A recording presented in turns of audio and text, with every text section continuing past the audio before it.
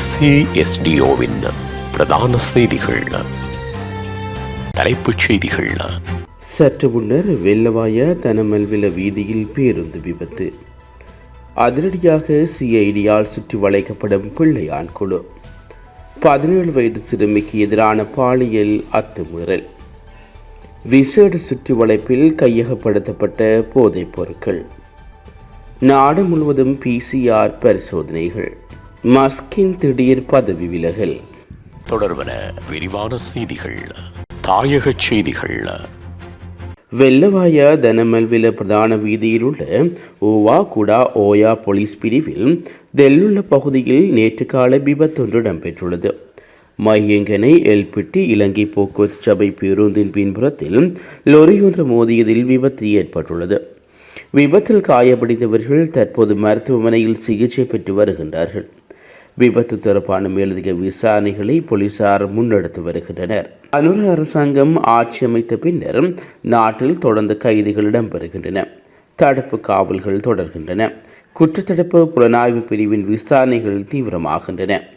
இதன் அடிப்படையில் பயங்கரவாத தடுப்புச் சட்டத்தின் கீழ் பிறப்பிக்கப்பட்டுள்ள தடுப்பு காவல் உத்தரவின் அடிப்படையில் தற்போது முன்னாள் இராஜாங்க அமைச்சர் சிவனேசந்துரை சந்திரகாந்தன் விசாரிக்கப்பட்டு வருகிறார்.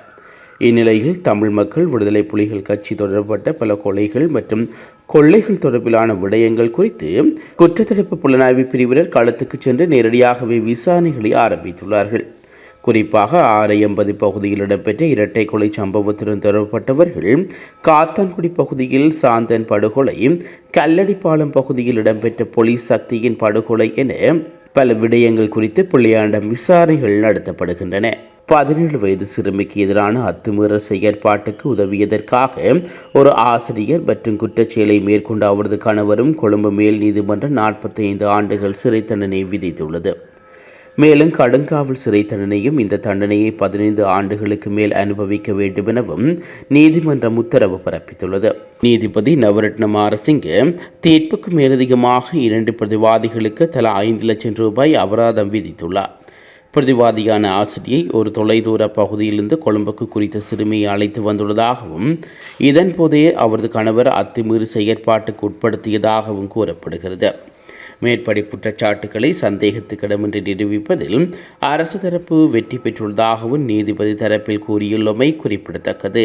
2025 ஆண்டில் இதுவரையான காலப்பகுதியில் நடத்தப்பட்ட தேடுதல் நடவடிக்கைகளின் போது பல நாள் மீன்பிடி படகுகள் மூலம் போதைப் பொருட்கள் கடத்தக்காரர்களால் இந்நாட்டுக்கு கொண்டுவரப்பட்ட 1758 கிலோகிராம் ஹெரோயின் மற்றும் ஐஸ் போதைப் பொருட்கள் கைப்பற்றப்பட்டுள்ளதாக போலீசார் தெரிவித்துள்ளனர்.